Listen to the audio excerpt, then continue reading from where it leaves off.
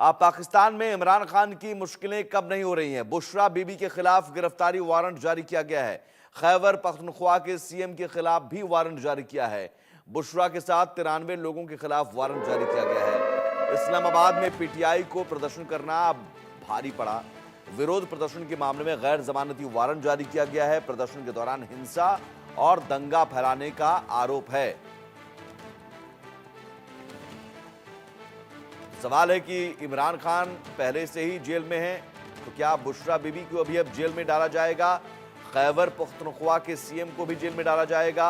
दिनेश नैन साहब, शहबाज सरकार को अब डर है कि कहीं फिर से वो प्रदर्शन दोहराया न जाए, तो जेल में डाल दो।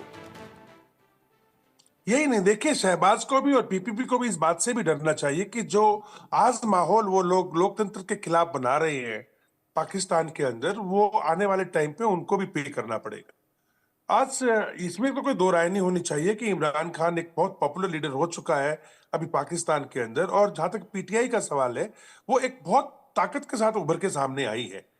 इमरान खान के मुताबिक एक इनको मार्च करना था जो कि डी स्क्वायर तक इनको जाना चाहिए, जिसको डेमोक्रेसी स्क्वायर बोलते थे पहले, अब डेथ स्क्वायर बोलेंगे, क्योंकि डेमो वहां पे करीब 250-300 लोग, तो बहुत यूथ बच्चे थे, वो वहां पहुंचने में कामयाब रहे। कहना तो यहां तक है कि इनकी अगुवाई जो है वो खैबर पख्तूनख्वा का जो सीएम है वो भी था वहां पे, खंडे जो थे वो थे, और साथ में बुशरा बीबी भी वहां पे पहुंच चुकी थी, बाकी इनके नेतागण भी थे। लेकिन ये ब्लेम किया गया कि वहां पे रात के टाइम पे लाइट्स ऑफ करने के बाद पाकिस्तान के जो आर्मी है और पाकिस्तान के जो रेंजर्स हैं, इन लोगों ने बिल्कुल पिन पॉइंटेड यहां तक इल्जाम लगाए गए हैं कि M16 जैसी मशीन गन जो अमेरिका की है उसकी गोलियां तक का फायर इनकी गाड़ियों पे किया गया और वहां पे निहत्थे लोगों पे किया गया, जो कि एक लोकतांत्रिक तरीके से, बहुत शांतिपूर्ण तरीके से डी स्क्वायर पे अपना धरना दे रहे थे, और वहां भगदड़ मची।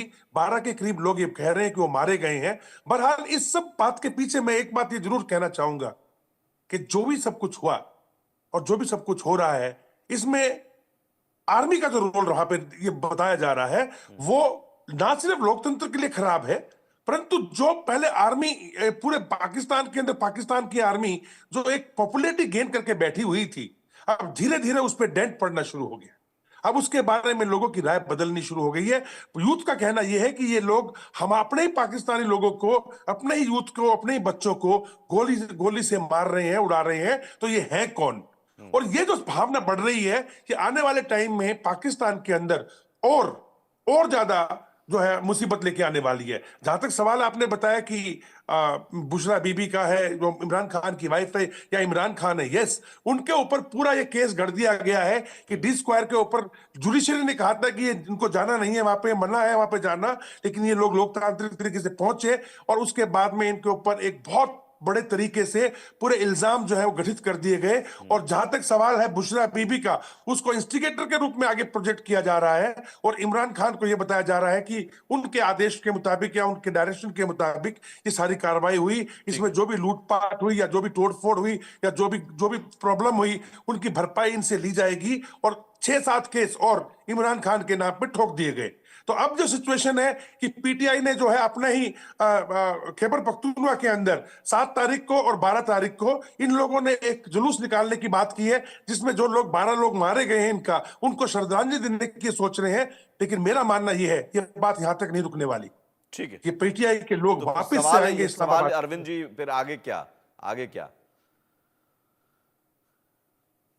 जितनी भी जो सत्ताएं होती है वे प्रकृति से दरअसल दमनकारी होती है।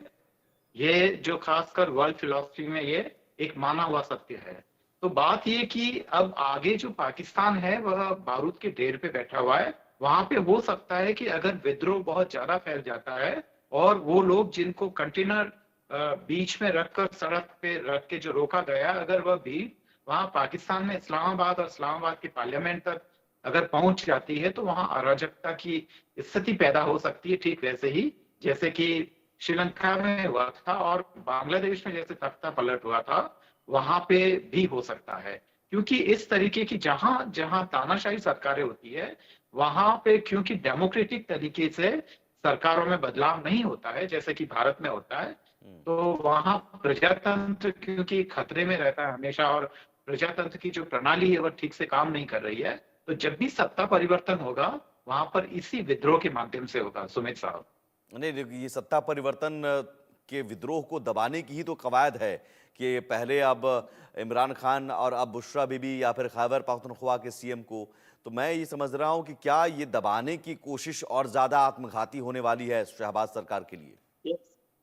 बिल्कुल बिल्कुल सुमित साहब, ये आत्मघाती होने वाली है, क्योंकि दुनिया का एक भी आंदोलन ऐसा नहीं है, अगर इतिहास को उठा के देख लें, जिसको हथियारों के दम पर दबाया जा सके। क्योंकि इंसान मशीन नहीं है जिसे कि संचालित किया जा सकता है। इंसान के दिमाग होता है और वह सोचने समझने की शक्ति रखता है, और जहां दमन लेकिन होगा क्या कोई वह उस फंडिंग भी दमन होती के है? विद्रोह में वहां इमरान पे खान लोग खड़े की होंगे। फंडिंग भी कहीं ना कहीं हो रही है। अगर इतना बड़ा प्रदर्शन उन्होंने किया तो एक फंडिंग भी तो होती होगी, एक ताकत, विदेशी ताकत का भी तो दखल होता होगा।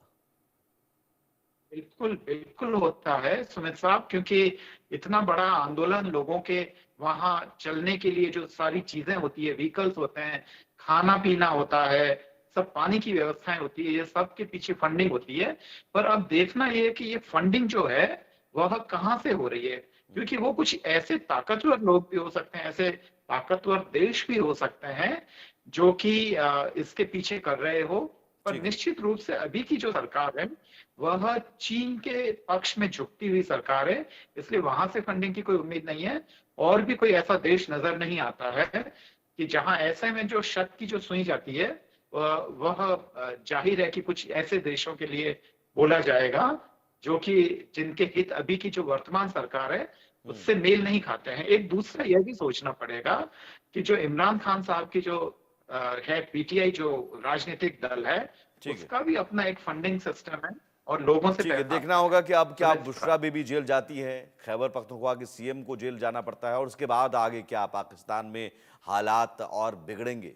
बहुत शुक्रिया अरविंद जी और दिनेश नैन जी इस चर्चा में जुड़ने के लिए हमारे साथ।